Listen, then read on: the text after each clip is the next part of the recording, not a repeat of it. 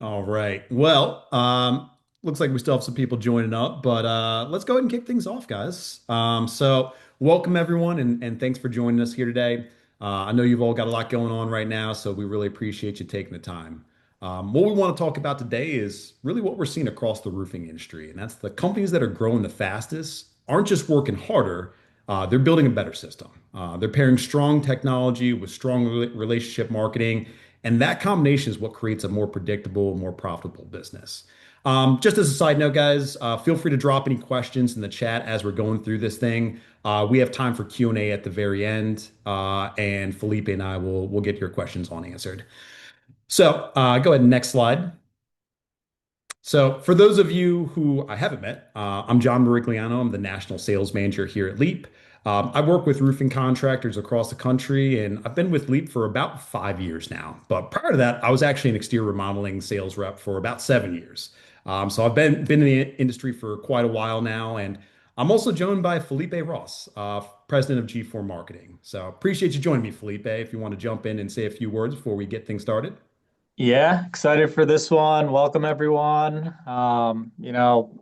Just quick on me, Felipe. I'm president at gFour, as John mentioned, and one of the owners. Been in the role for about 3.5 years now. Before that, I spent about 10 years in the investment industry, looking at businesses, a lot of time looking at home improvement businesses as well. Yeah, we'll jump into a little bit more of what gFour does and how we can help later in the presentation and what trends we're seeing. So with that, I'll hand it over to back to John. Awesome. Appreciate it, Felipe. So, with that said, what makes the session valuable is what you're going to be getting is both sides of the equation today. How to run a tighter, more effective sales process, and also how to turn completed jobs into repeat business and referrals. All right. So, next slide. So let's run through a quick agenda so we know where we're heading. We already knocked out introduction, so we'll talk about the roofing landscape and why contractors struggle to grow without the right systems in place. From there, I'll walk through how Leaps helps roofers win more jobs, stay accurate, and keep customers engaged. And from there, I'll pass things back on over to Felipe, who's going to talk to you about marketing and driving referral business. Lastly, we'll finish things up with a little Q&A, and we'll wrap with next steps and a simple way to continue the conversation after today. All right. So next slide.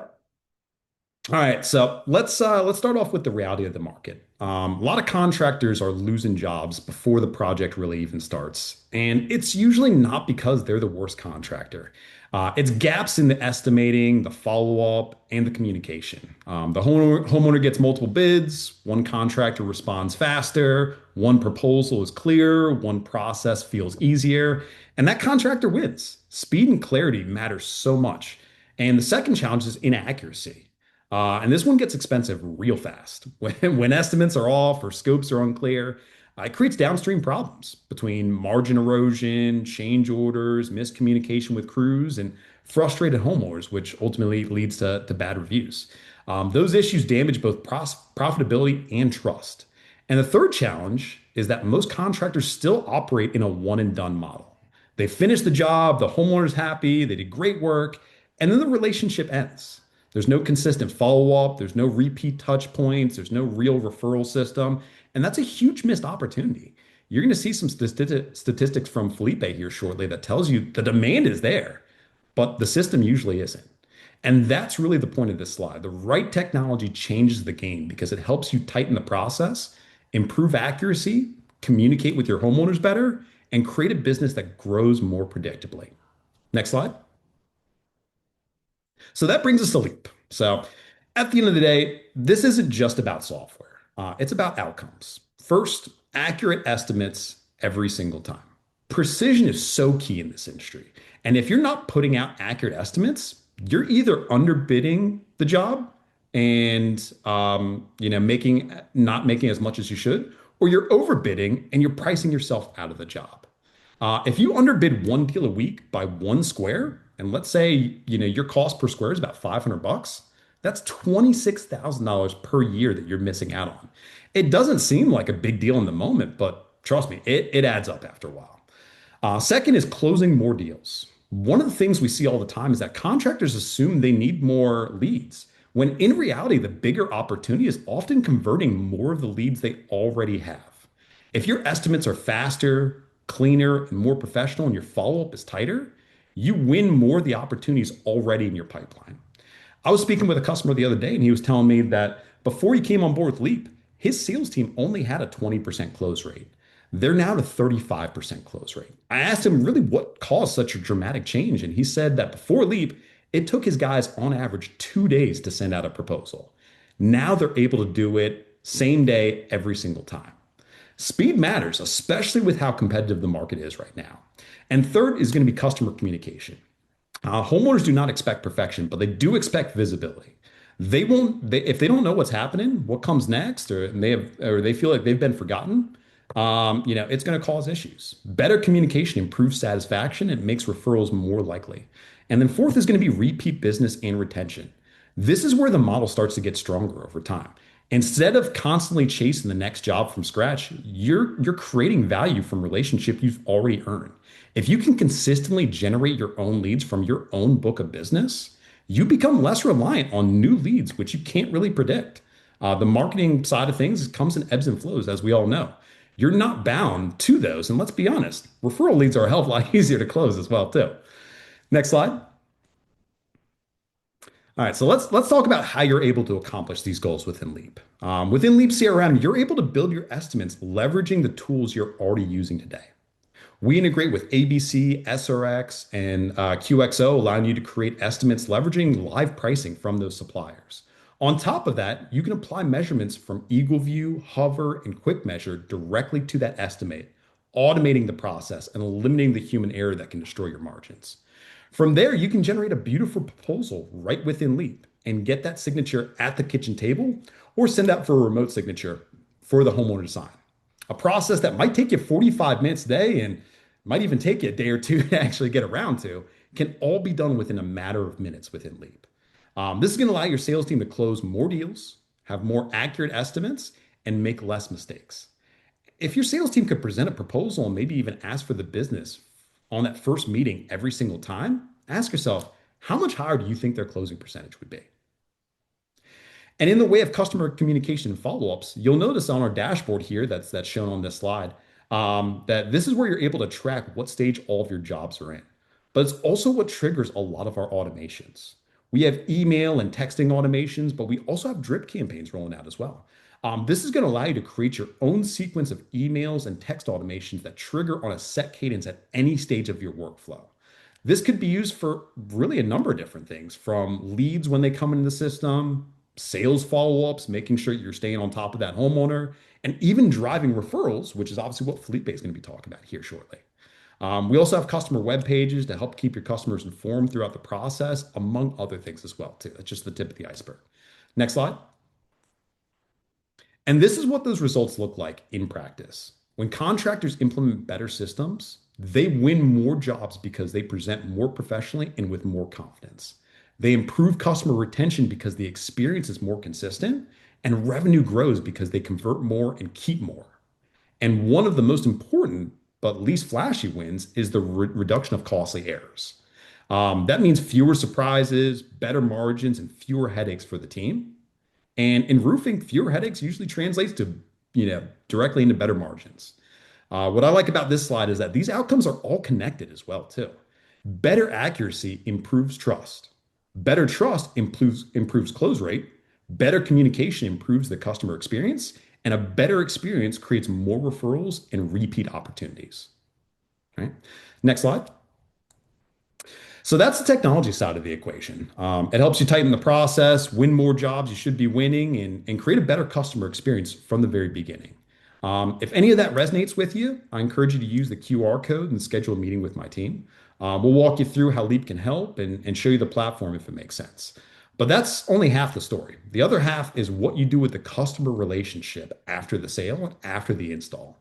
And that's where the relationship marketing really starts to matter, because if you do great work but you don't stay in touch, you're not really creating those referral opportunities and you're not building a repeatable system around appreciation and follow-up.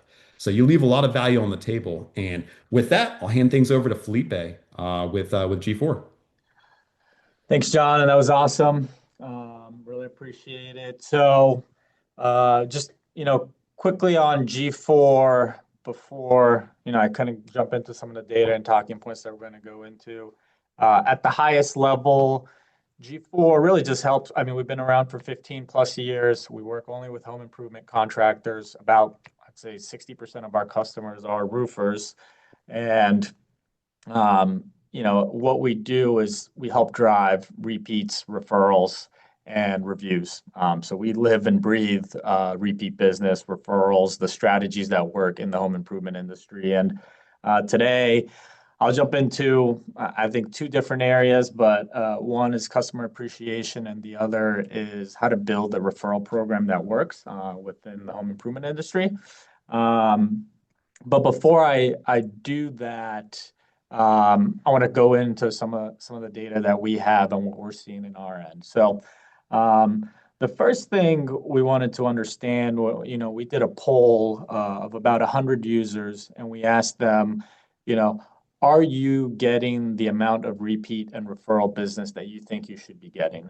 And the results of that poll were that 73% of the pros that answered it said they were getting nowhere near the amount of referrals and repeat business that they thought they should be getting.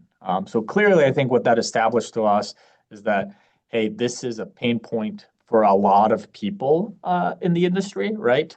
And then the logical next question is why? Why is it a pain point? So we did another poll and asked the same pros, why?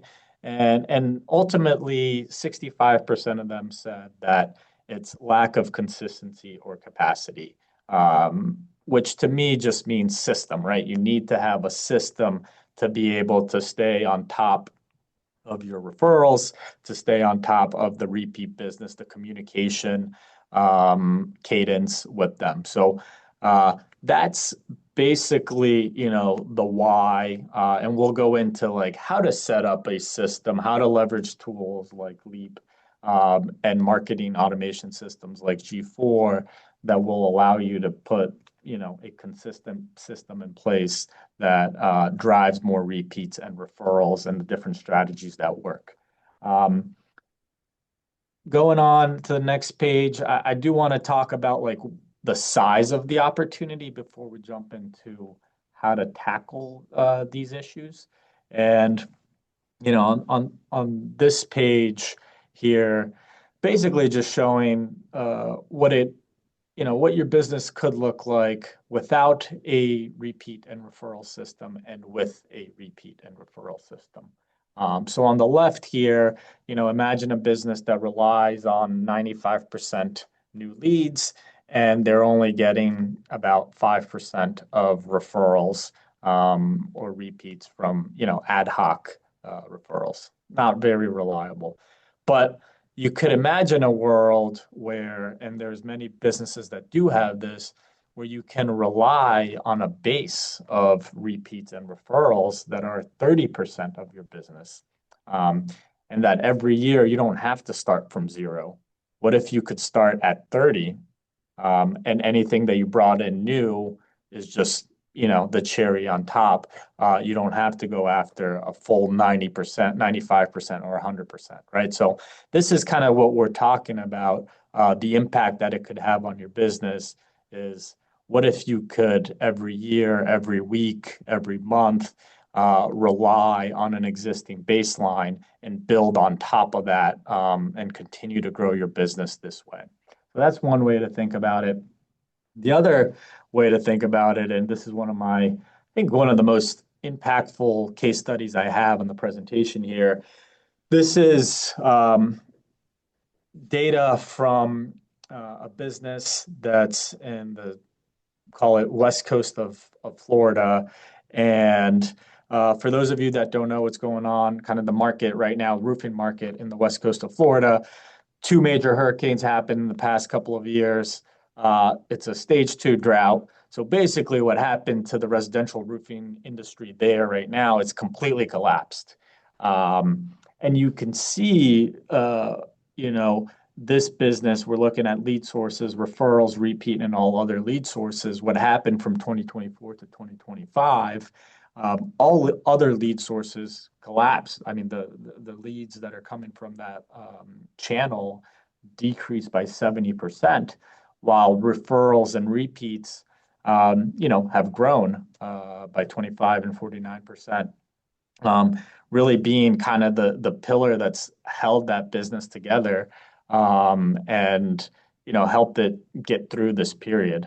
So, I think just another way to think about it from a risk perspective is like, would your business survive if it goes through something like this happens to your business and you rely on 95% other lead sources, and you don't have that base of repeats and referrals to bank on. So that's kind of from a risk perspective, like how to think about it. Just on that prior page too. One other point I like to make, just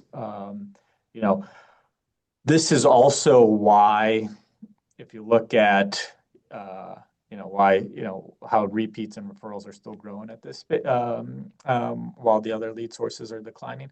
It's also why when you think about just private equity and investors and why did they like repeat and referral business being a larger share of your revenue. This is why, right? It's stickier revenue. It's more predictable. There's less risk in the future cash flows. So it's just also a great way to build a business that will stand the test of time. But looking at the next page, I think a different way to think about this, like the opportunity of repeats and referrals. A lot of numbers on this page, but I'm just going to touch a little bit on the variables that we're changing here to show you what the example is. But first column is a base case. We're looking at a $4 million business that's doing about 10% in profit or 11% in profit, call it $500,000. And the variables, and they're doing it with, let's say, 5% of their business is coming from repeat and referrals. 95% is coming from other lead sources. The cost of marketing on repeat and referrals is 5%. Cost of marketing on other lead sources is 20%. Scenario A, we say, hey, let's just say the revenue stays the same, but the mix of where it's coming from, where your leads are coming from, changes from 95/5 to 30/70. Keep the same cost of marketing. What's the impact on the profitability, right? So you go from having a $450,000 in profit that you're taking home to $600,000 in profit that you're taking home. So that's a pretty big lift if you can just shift the marketing spend that you're doing and how you get your leads. But scenario B, I think, is really where the most, I would say, realistic case that you should be thinking about what the opportunity is, which is, let's say you continue to spend and get revenue from other lead sources at the rate that you were in the base case scenario, but you're able to drive higher growth in repeats and referrals from growth in repeats and referrals. Like, what's the impact on your profit? And this is what it basically is showing, that you go from a $4 million business to a $5 million business, and your profitability or your profit jumps by almost $300,000. Which is a huge shift without doing much from an operational perspective, right? You're just focusing more on repeats and referrals. So that's kind of the way to think about like what is the opportunity here from just driving more and focusing more on your customers. We'll go into the strategies to help implement this. But yeah, just a little bit of what the opportunity is here. So I'm going to jump into some more data points now in terms of what those strategies are and what we're seeing from referral revenue, referral strategies in the home improvement industry. Here's a little bit of context in the data that we're going to be talking about. So this is data that we, gFour, have first-party data from working with over 500 contractors nationwide, sending over 130,000 gifts just in 2025 alone. And then we help our partners, our customers nurture over 1 million homeowners on their behalf. So this is kind of aggregated data from all of that. So very, very excited to share some of this with all of you. So as I mentioned, the two strategies that we're going to go very deep on over the next, call it 10, 15 minutes is customer appreciation and referral programs. There's other strategies that can help drive more repeat and referral revenues and just increase the lifetime value of your customer here on the page, but we're going to skip those for now. So let's jump into customer appreciation and the law of reciprocity. So I think this is probably the most underrated, underused marketing strategy, not just in home improvement, I think all industries in general. And we're going to go into a little bit of why. But before I jump into the example in home improvement, I did want to tell a little bit of a story of my own experience using with customer appreciation and the law of reciprocity. So I'm not sure how many of you are familiar with a store or brand called Kimosabe. They are a hat store in Aspen. They're famously known for their experience. And recently, about a year ago, I traveled to Aspen with my wife. And my wife was actually pregnant at the time, and so we didn't do much skiing. So we're walking around a lot, and we come across this store, and we enter it. And I had never heard of the store of the brand before, but we enter it, and the first thing that happens when you enter the store, you notice, like I have a picture here on the left. There's hats everywhere, and you go into the store. They assign you with a shop assistant, and the first thing that person asks you there is, "What do you want to drink?" So they have an open bar there. They have super high end drinks that they can make. So we're like, okay, I guess we're drinking. It's 11 a.m. on a whatever Monday or Tuesday. So we get a cocktail, right? So they give us a cocktail, and then next thing you notice, really high energy music playing. The attendants at the store are all super friendly, and he starts walking you. The person that we got assigned to starts walking us through the shopping experience. So we're picking the hats, the different styles of hats and shapes. There's the different sizes, different color, right? You're going through this experience with that person. Then you put the little string on the hat and they brand it and so on. And you go through this whole buying experience with the person. And at the end, I just remember looking at my wife, and we both have hats on our heads. And we look at each other and we say, I guess we're doing it, right? We were so deep into it. We had created these hats that we really liked, and we ended up buying two. And obviously, the thing about these hats were that they were very premium priced.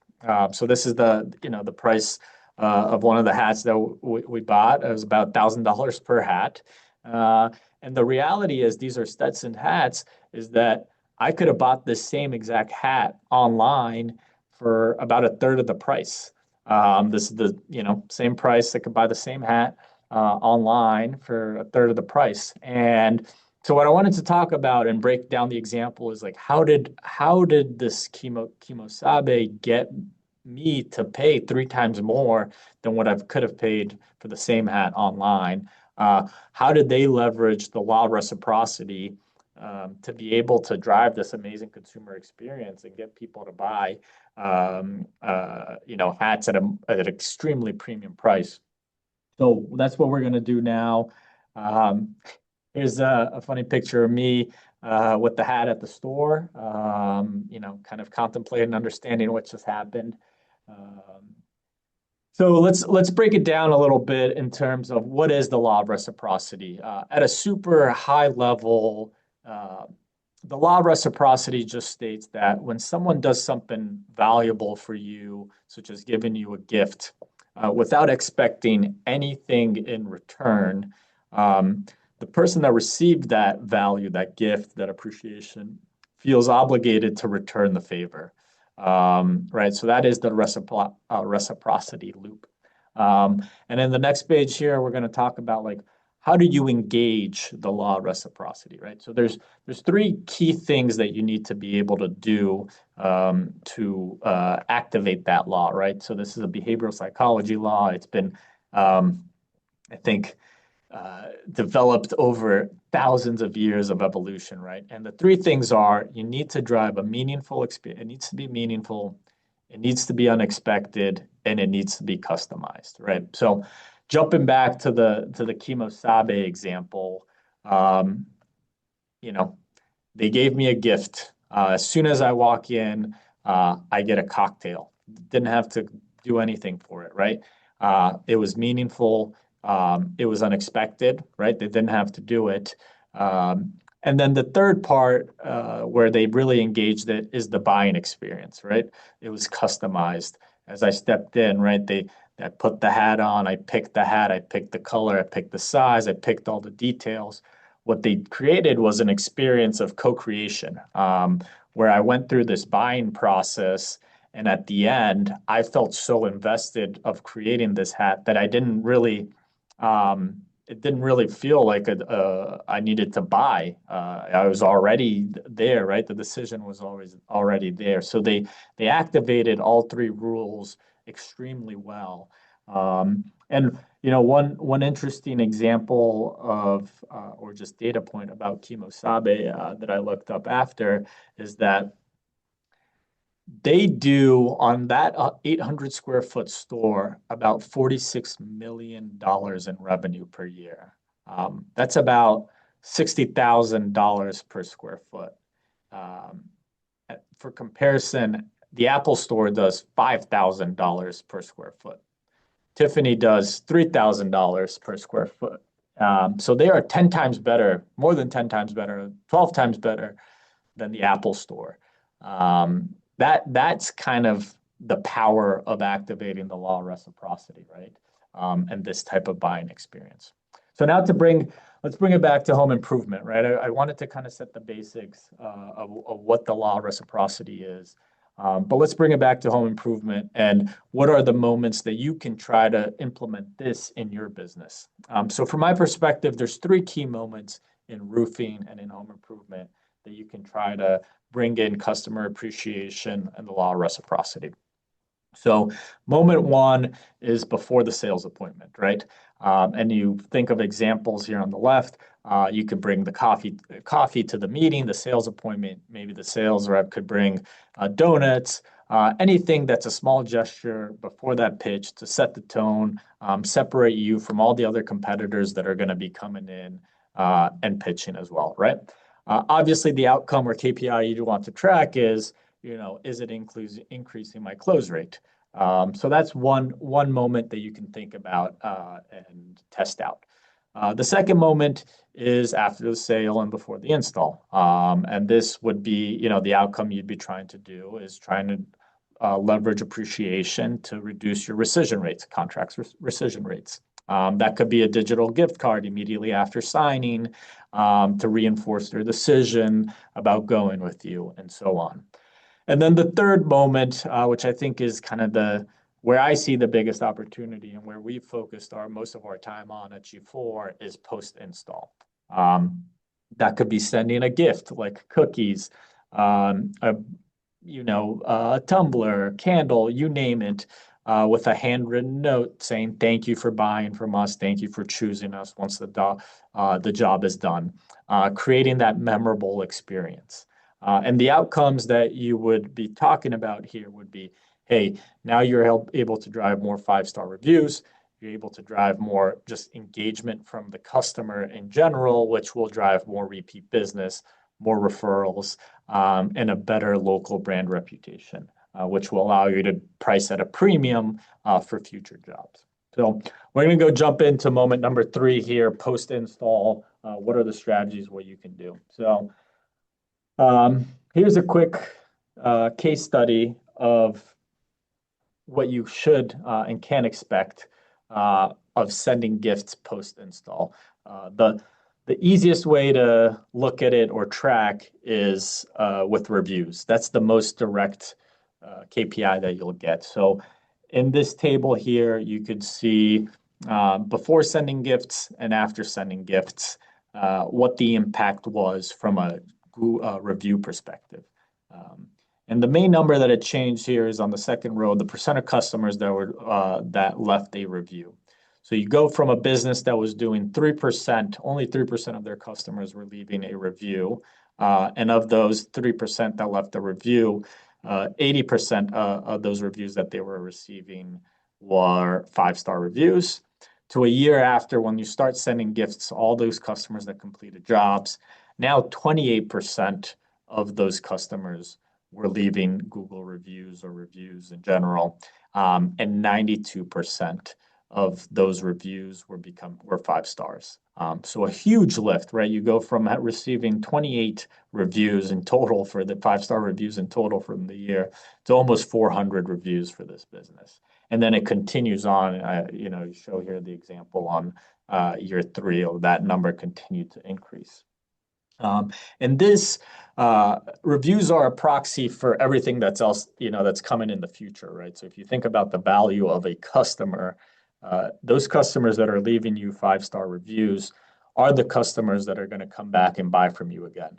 They are the customers that are going to be giving you referrals, right? So this is a proxy for thinking about, hey, if I'm getting more 5-star reviews, there's a larger bucket of people that are going to be willing to give me referrals down the line when the referral opportunity comes, right? Because referrals, it's a natural thing. You can't expect all of the referrals to come immediately after the job is complete. A lot of times it will come, when they're in the dinner table talking to friends, neighbors 12 months later, and they remember the experience that you created and delivered on. So here's kind of why I think appreciation is such a powerful marketing strategy for the home improvement industry, right? It lifts all of those things that come after. So that's that for that. So we'll just kind of summarize, how to put a system in place to say thank you with your customers. Main reasons you want to do it is it's a strong differentiator in your market, right? So think about the Kimosabe example where they are pricing those hats at 3 times the price you can buy online, right? So you want to be positioned as the premium contractor in the market, and you want to deliver on a customer experience that allows you to have a premium price versus your competitors, right? We all know how competitive the market is, and how competitive, it's only getting more competitive. So you need to continue to find ways to differentiate yourself from those competitors. The second reason, you want to put a system in place, right? It's going to drive more repeats and referral revenue. It's going to become more predictable. It's going to become less random. From a risk perspective, it is going to significantly reduce the risk of your business having to rely on new leads.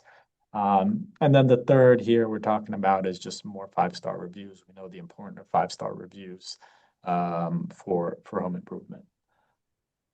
All right, so that's customer appreciation and how you can put a quick system in place to drive customer appreciation. The second part here that we're going to jump into is how to build a referral marketing program or a referral program in home improvement that works, keeps it simple. So I'll go into a couple of the basics of what you want to do here. Here's the sad reality of referrals. I think most of us know that with referrals, there's 91% of customers are willing to send referrals, but actually only 29% of consumers actually refer a company, right? So there's a big gap between 91 and 29. There's, call it 60% of people that aren't doing it. So how do you close that gap? That's what we're going to talk about. So at gFour, we did a study based on our customers on when do referrals come in.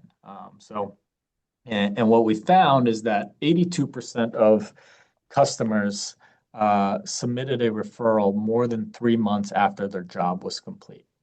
So basically, the majority of your referrals aren't coming in the first 3 months. They're coming in the long tail, right? Over 12 months after. So what does that mean? That means that when you're setting up a referral program, one of the key things you need to solve for is how do you keep that referral program top of mind? Um, the biggest issue we see when we talk to contractors who have tried to set up referral programs on their own is that it's the what I call the 1 day referral program, right? The sales rep mentions that they have a referral program to the homeowner during the sales appointment or right after the install, and then you never talk about that referral program again. And the issue with that is that it's not the homeowner's job to remember that you have a referral program, right? So what you want to do to capture the majority of when the referrals are coming is you need to put a communication strategy in place to remind the homeowner about your referral program. That's how you capture the majority of the referrals that are coming in. So that's job number one, right? So here's a quick example, right? How you should be thinking about it. What are the referral opportunities that you are leaving on the table? I'll just walk through this really quickly. Let's say you're completing 25 jobs per month. Let's say of those 25 jobs, 20% of those customers or jobs could potentially leave you a referral. So that's 5 referral lead opportunities. If you don't have a referral program in place that is continuously communicated with the homeowner on the long term, then you're probably missing out on the 82% or 4 out of the 5 leads that you could be getting if you were communicating your referral program and staying top of mind with that homeowner. So that's number one, right? Put a communication plan in place. The second interesting thing that we found with the data is this chart here looks at the number of referrals submitted by customer. So, 44% of people that submitted a referral actually submitted more than one referral. And so what that implies is that you need to have a system in place to reward the people that are to track and reward the people that are submitting referrals. Because if you don't have a system in place to track who gave you a referral and then to keep your word on the referral program that you marketed or advertised, then what's going to happen is you're going to miss out on that 44% of opportunities of people that referred you once and would refer you a second and a third and a fourth and a fifth time, but you didn't pay them out. You didn't keep your word. So they're not going to send you a second referral or a third. So that's kind of the second part of the program and where most contractors get tripped up, right? They put a referral program with certain incentives. It's overly complicated, and then they don't have a good system in place to then pay out those referrals. So that's step number two, issue number two that you need to be solving for when you're thinking about your referral program. How do you track it? And then how do you make sure that you have the process and systems in place to make sure to pay out the homeowners? So this is a simple playbook and framework that you can use today at home to get started and jumpstart your referral program. 4 quick steps. You want to make it easy to refer is step one, right? So we talked about this. Create a microsite, create a landing page or a short form, somewhere that you can track who is referring you, and then you'll be able to follow up with them. The next thing, step 2, we call it introduce the program early. Set the expectations actually during the sales process. Mention it during the install, mention it during the sales process. I want to be a referable company. If I do a good job for you, will you send me a referral in the future? Talk about it throughout your, post install, in your follow-up, all of that. Make it part of your culture to become a referable company. Step 3 is what we talked about.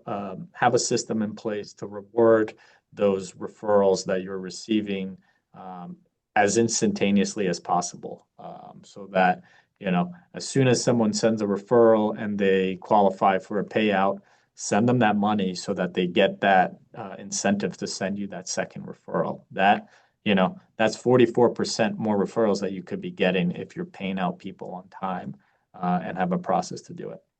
And then step four, which is the most important one, have a process to continuously communicate your referral program with your existing customers.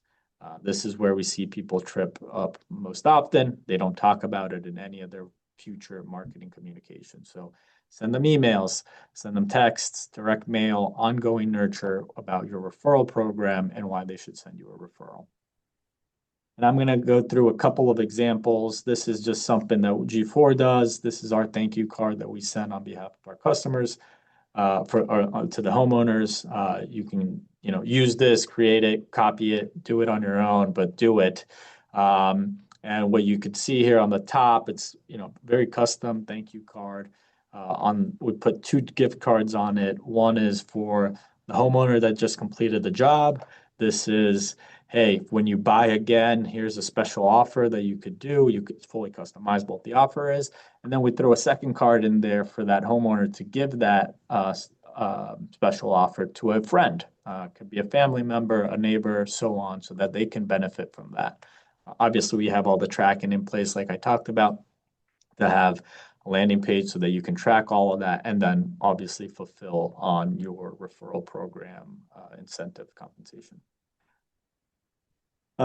Here's an example of what Google does for a referral program. This is my inbox.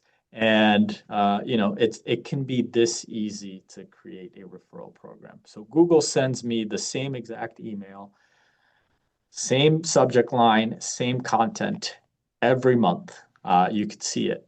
For the past, call it 12 months, I've been receiving the same exact email on the same day of the month, asking for referrals. And on the next page here, you could see it's a very simple template. Again, you can recreate something like this. Basically, it just says, I have a referral program. Here's how it works. 1, 2, 3. And they send it to me every single month.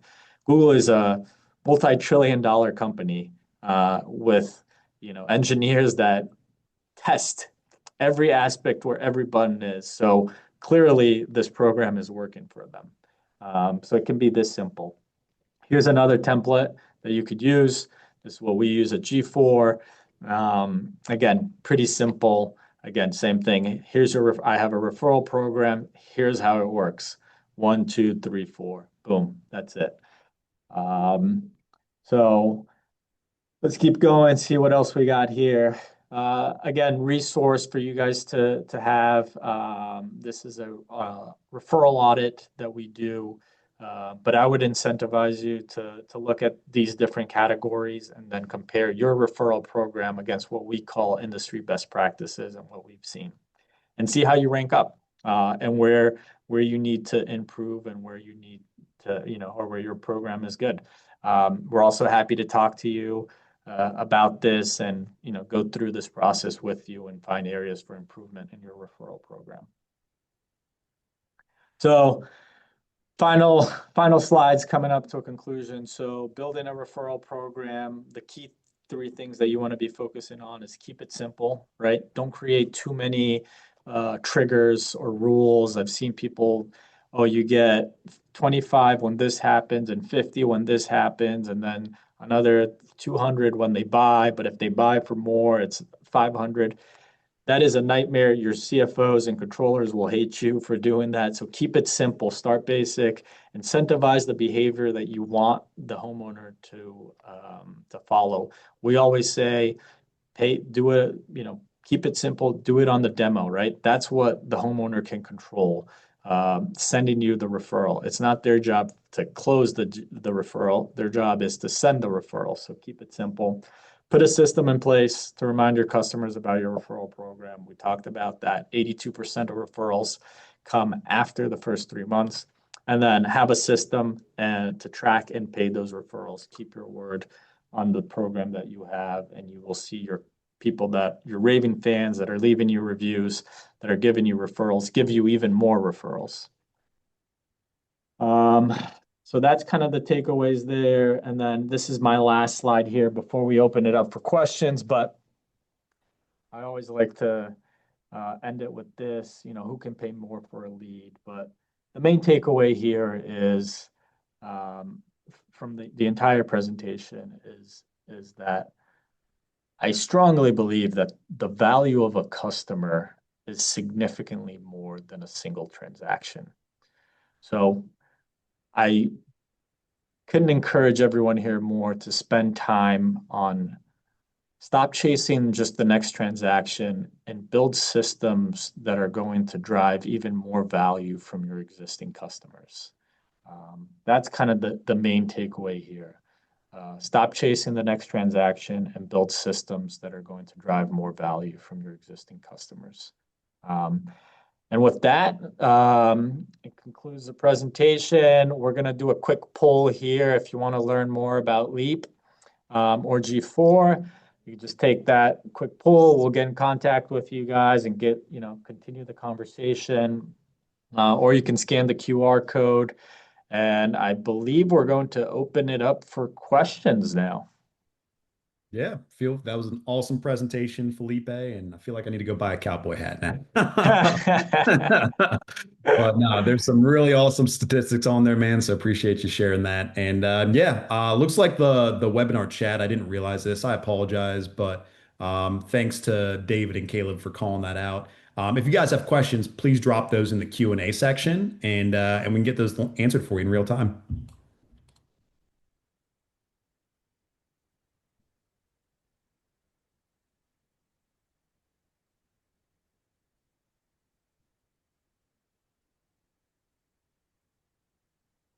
All right. Looks like we got a question. Looks like this one's going to be for both of us, Felipe. So everyone's talking about AI right now.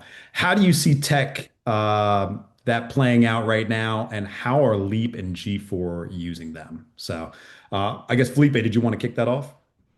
Yeah, sure. On the gFour side, I mean, there's a couple of different areas we're using it. So, and I'll break it down. So on the review side of things, we have I didn't talk too much about it, but we have a online reputation management platform that comes with the program. So we're using it there for replying, automating the process of replying to reviews, call it, review response agents. And then the big opportunity too is on the content side of things, right? So a lot of the stuff that we help contractors do is communicate with your existing customers about buying again and referrals. And we can now, with leveraging AI, be extra customized on how we communicate with your customers based on your brand, your reputation, what we know, right? So before we had a much more, I'd say, standardized and generic approach to customer communication.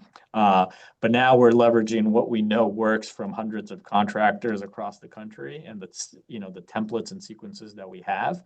And then we're layering in an AI component to it, ultra customizing it to your brand. So that's kind of the two areas where we've been super excited about AI in our business.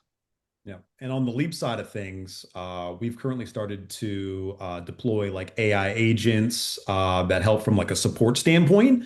But outside of that, we have some pretty incredible AI things coming from a development area. So that is going to be one of our major focuses for the remaining part of 2026 and into the future. Our goal at Leap is that we are going to be an AI first company, and we're going to start deploying that across our different products.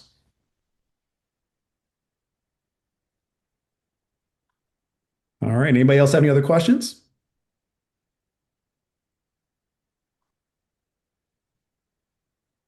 All right. How often should we be communicating with homeowners after the job? Yeah, great question. So I'll tell you what we do at gFour, which is, I think what we recommend, and at least once a month.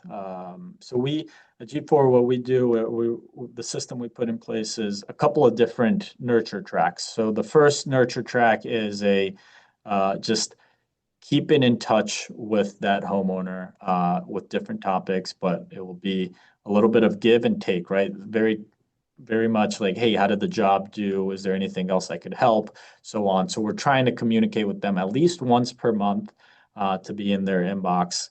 And then we also layer in an additional, email newsletter, and that's more, I would say, friendly content.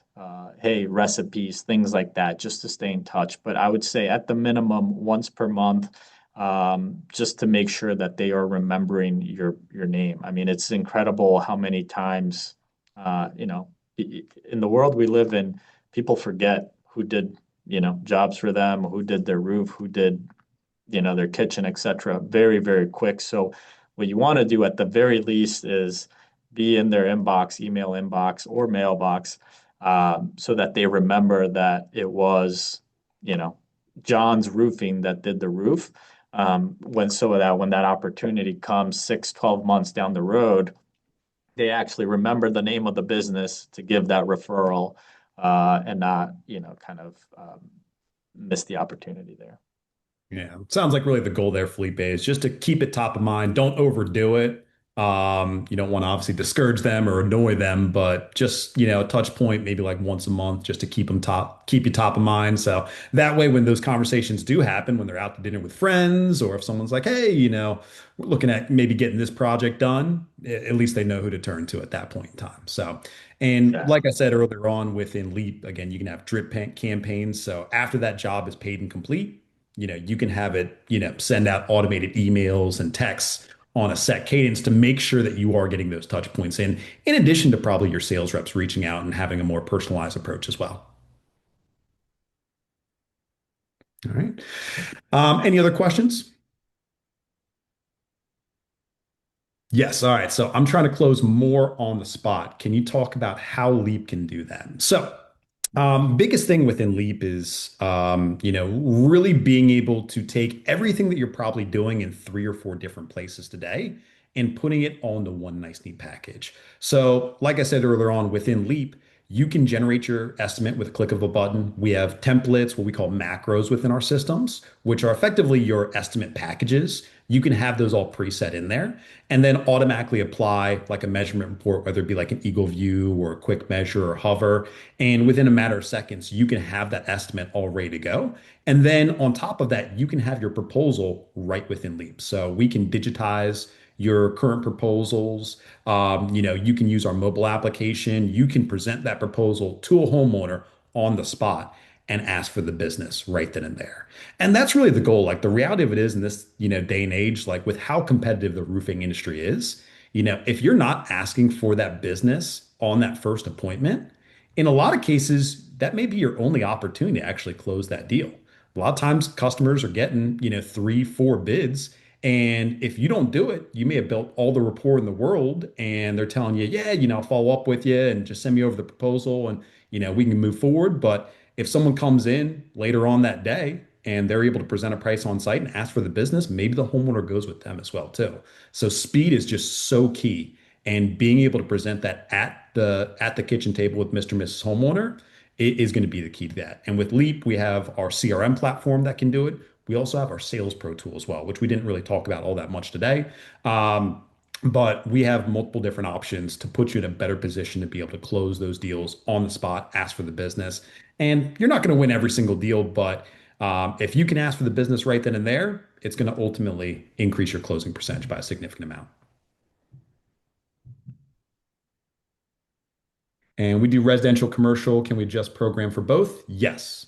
So within Leap CRM, we have what we call divisions, where you can have multiple divisions within an account. So you can have a residential division and a commercial division, and you could have different workflows for those different divisions. You can have different documents and things of that nature for all those different divisions, and you can separate those out and track and report off those accordingly. All right. Any other questions, guys, before we close out?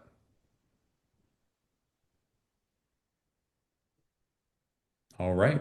Well, with that said, we'll go ahead and send out the recording and some additional literature on over to everybody. As we wrap up, I mean, big takeaway is this. I mean, the contractors pulling ahead today are getting better at two things: winning more jobs that they already have in front of them, and creating more long-term value for every customer. So, if you're looking at your business and thinking there's an opportunity that you're not fully capturing, the best next step is, use the QR codes and book a discovery call with either my team or Felipe's team. We'll talk through your current process, where the gaps might be, and see what we could do as far as making this a good fit for your business. So, yeah, we already threw out the poll. Let us know if you guys would like a demo of either Leap or G4. And again, you can use the following QR codes. We'll send out the slides and the recording, and really appreciate everybody's time. And thank you so much for joining us today. See you, everyone.